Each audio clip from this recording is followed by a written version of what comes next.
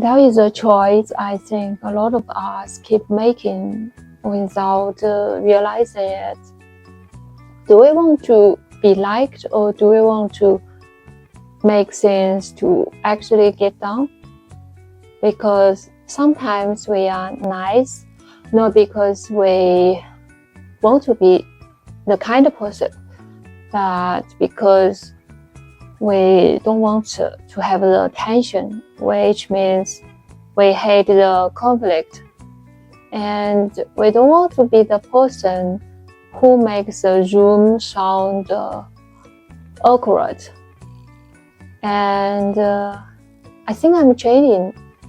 For a long time, I was the easy person. I would nod, I would say the very safe words, do the safe thing, and then I would say yes to a lot of things. I would jump into the conversation that even I don't care about, and I just want to look friendly and easy to get along with. But honestly, a lot of the time I was doing something for the sake of doing it.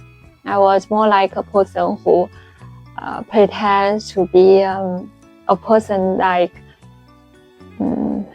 let me make sure everyone feels comfortable around me. But lately I have started to choose something else. I have found that I'm okay with not being liked. I am okay with being misunderstood. It means that I'm okay with being misunderstood and being not liked if I could get the things done. It doesn't mean that I'm becoming rude or cold. I noticed this because I found that I'm going to be more focused. I know what I want to achieve, and I'm mentioning this because early this week I have had a citizenship exam, and before the exam we were sitting in the waiting room with a few other candidates, and I put out my phone and started reviewing my mistakes.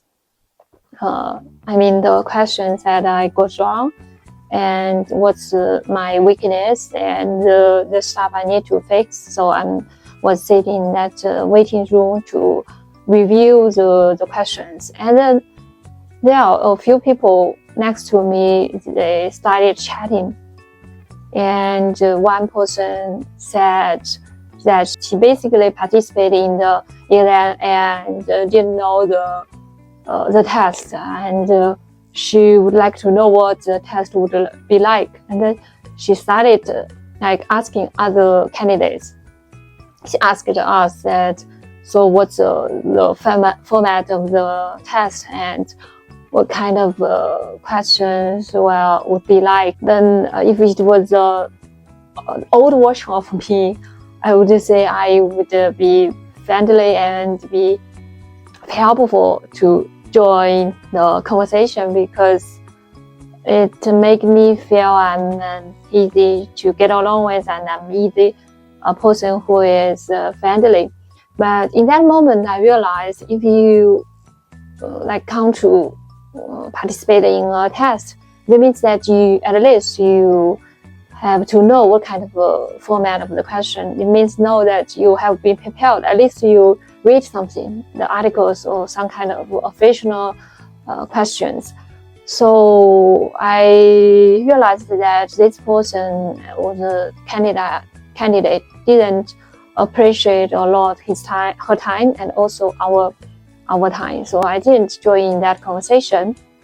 And at that moment, I realized am I going to be a person who is cold, or should I help her, or I just stay quiet and say nothing? I was asking myself, because that's the moment that I realized I was going to be to change myself, to not react instantly as my old version would do. And then So I choose not to respond to choose not to join in the conversation. Here is something that I realized because in that sitting room they were talking, and then the other candidate who helped the candidate ask the question, and they talk, and I didn't join the conversation.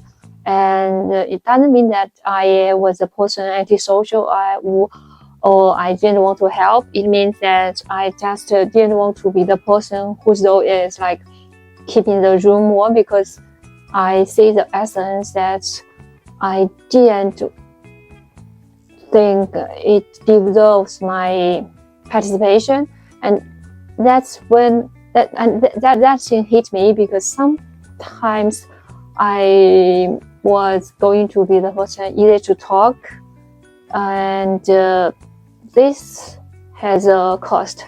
And if we always trying to be agreeable, we would end up like spending energy on like the environment, and instead of like spending energy on the outcome or the achievement. And then we also end up saying things like we don't mean, which means, for example, in that situation, like if I didn't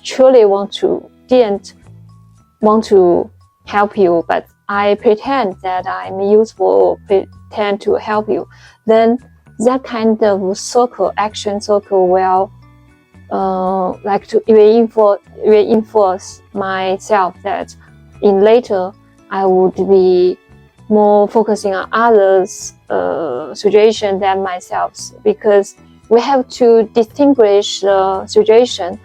For example, if somebody really needs help and didn't want to know how to face the situation, then we could, when we would like to. I'm willing to help others in that situation. However, if in the situation that people doesn't really like to ask you the question, they only like to kill in the time or have something to chat, in that situation I would stay cold. I would not say anything, and I would like to spend my time more like to discuss something meaningful. And if I see your effort and I see your sincerity, I will appreciate that, and I think at least we are on the same page.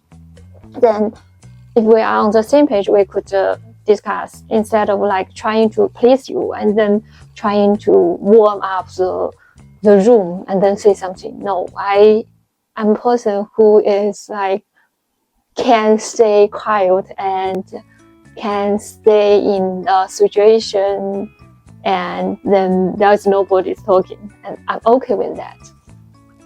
The thing that I'm treating myself is I don't want to join the conversation that I don't care about, but the situation needs me to.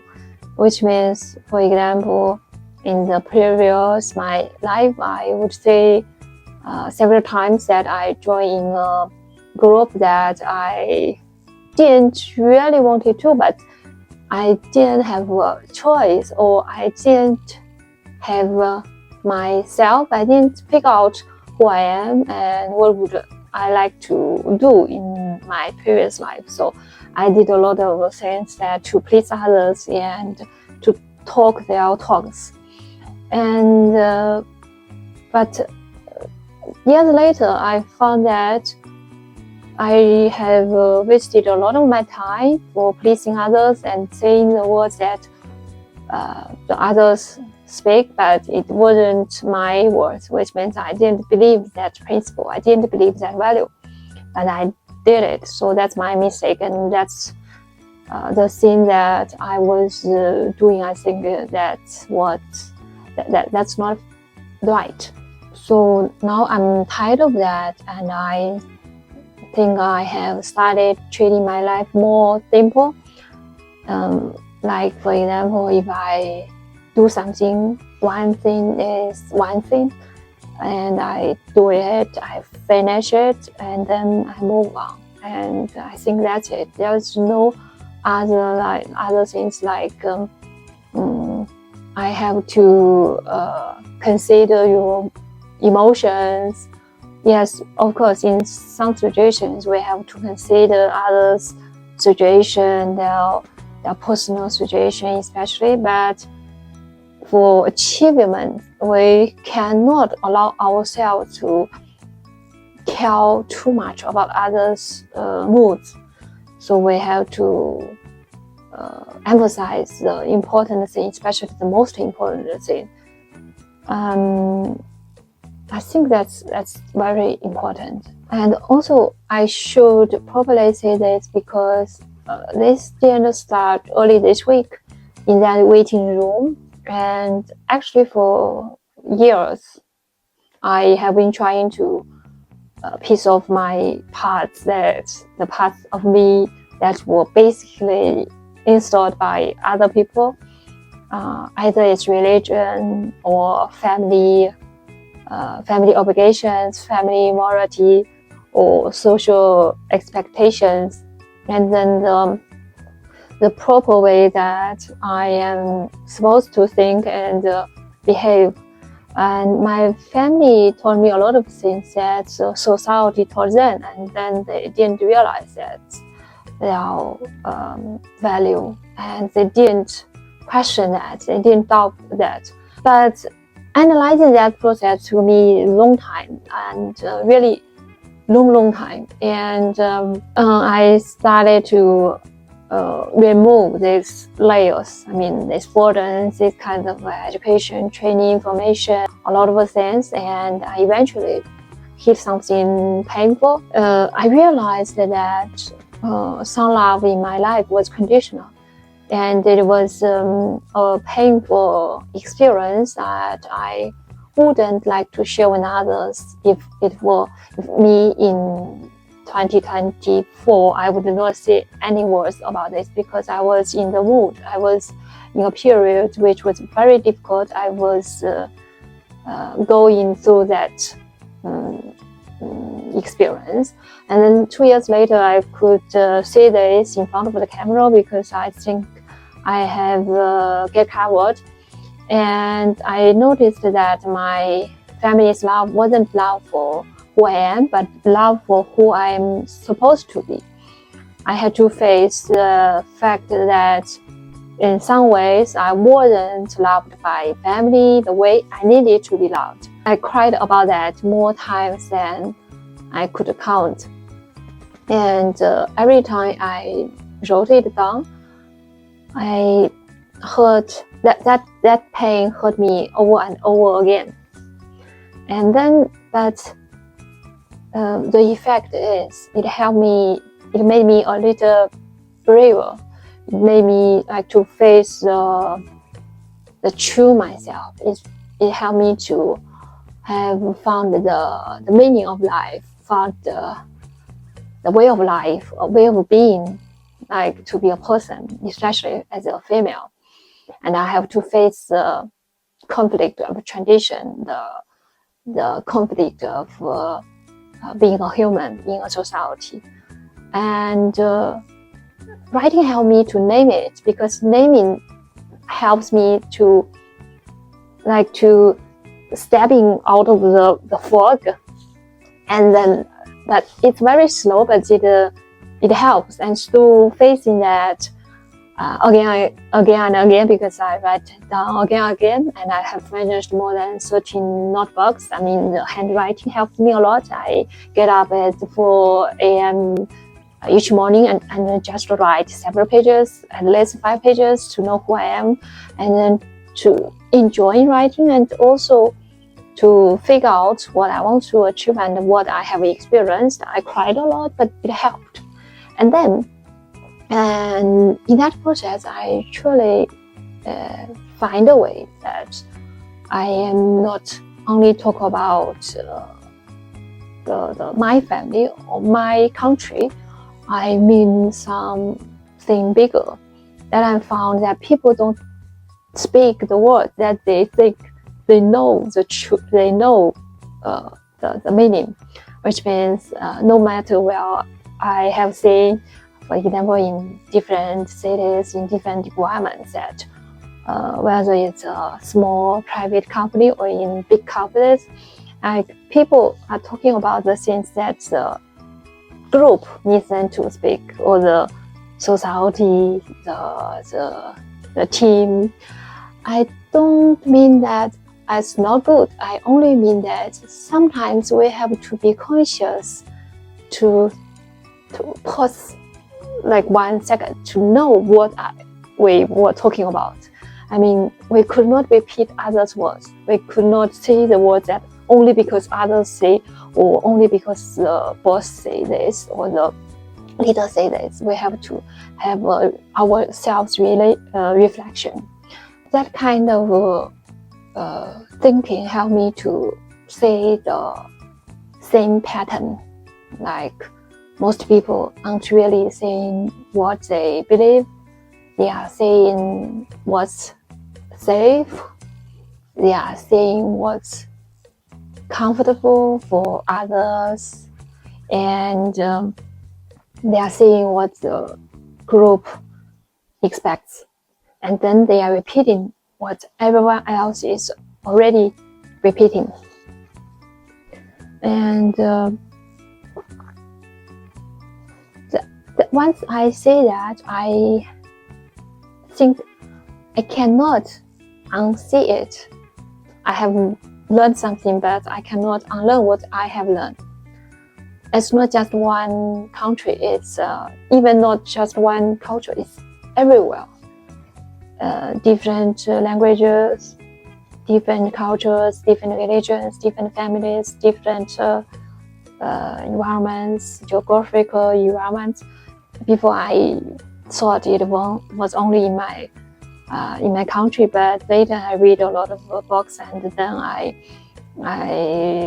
worked in different companies, international companies, private companies, domestic companies, and I met with different people, and then I have this kind of reflection that truly we don't speak the things that we think we should speak. We only speak the things that either other people expect us to speak, or the words that others repeating. And I'm still working on myself too. That doesn't mean even now, even when I understand all of this, but the old version of myself, the old habits doesn't disappear overnight.